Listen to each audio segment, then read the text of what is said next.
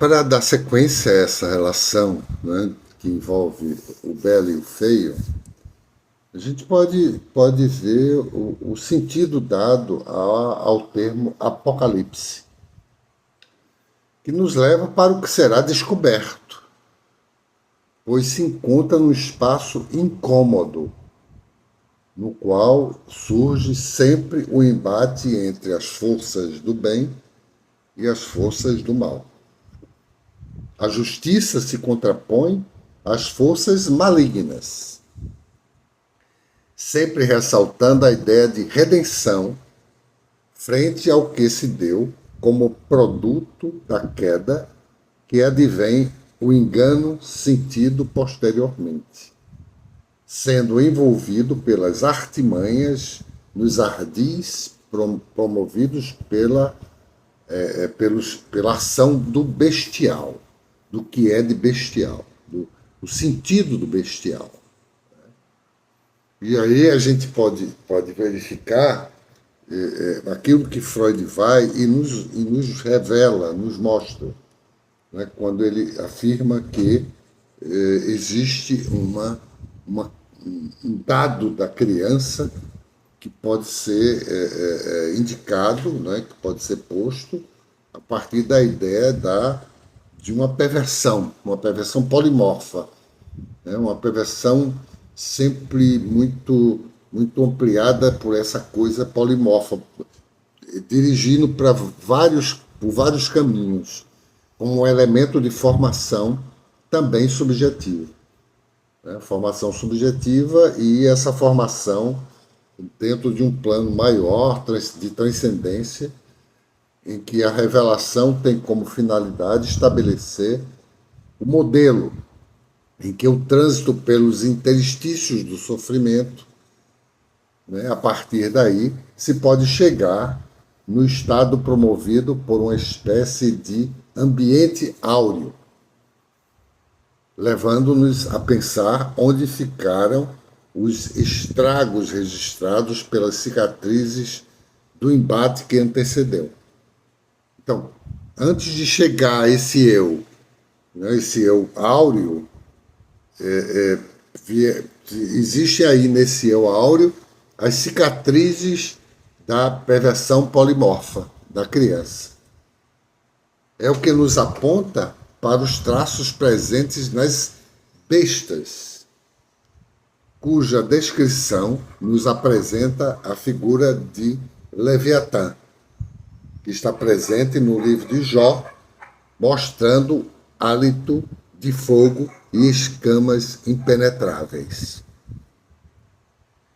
São os nascimentos monstruosos envolvendo fenômenos estranhos e inesperados, de modo que a natureza expressa os traços de caos e alteração naquilo que é objeto de ordenação.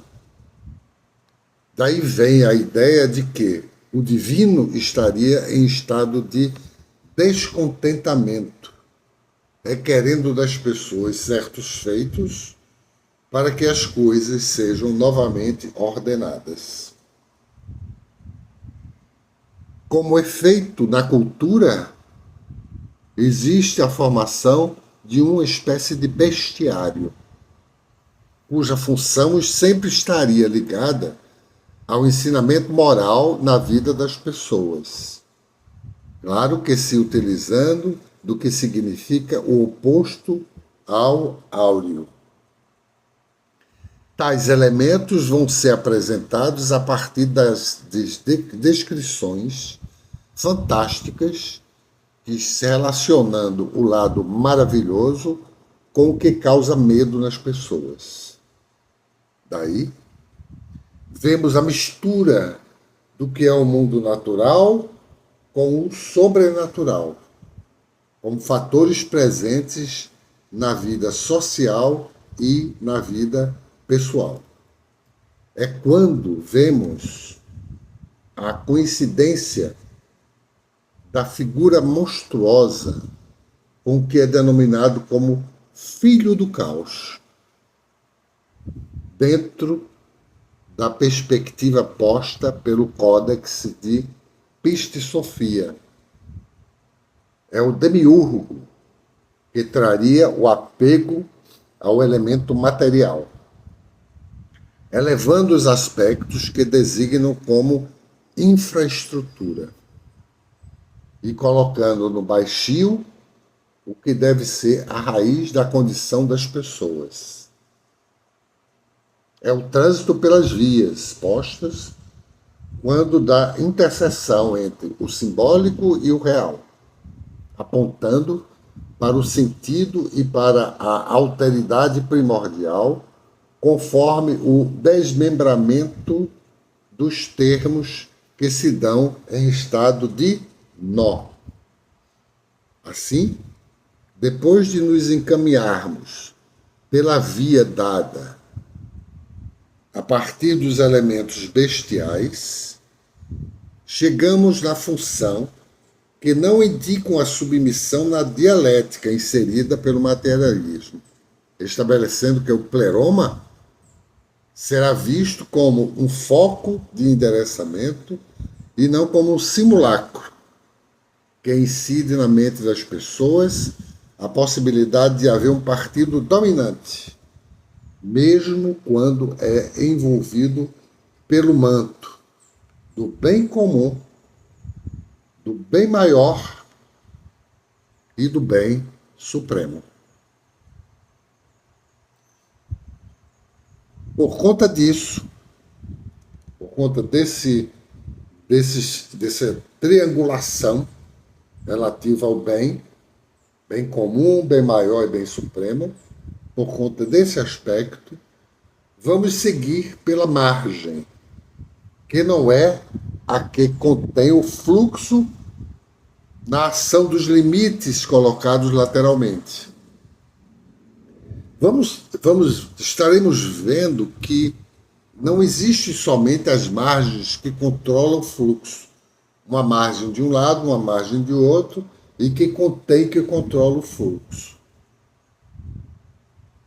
Isso aí, né, nos coloca diante de uma possibilidade que nos foi apresentada a partir de João Guimarães Rosa, quando ele afirma um conto assim conhecidíssimo e crucial, foi matéria inclusive de curta-metragem, enfim, de filme, mas enfim, que é a terceira margem do rio. Então aí vamos ver como é que essa terceira margem do rio ela vai nos colocar diante dessa coisa de que o demiurgo, o filho do caos, ele trazendo o materialismo visto na dialética, ele compõe uma ideia do que é o pleroma, do que é o bem maior, através da ideia de nós nos contentarmos pelo bem comum, né? Esse bem comum sendo, obviamente, o que há de maior relativo ao bem, e, consequentemente, é a partir desse bem comum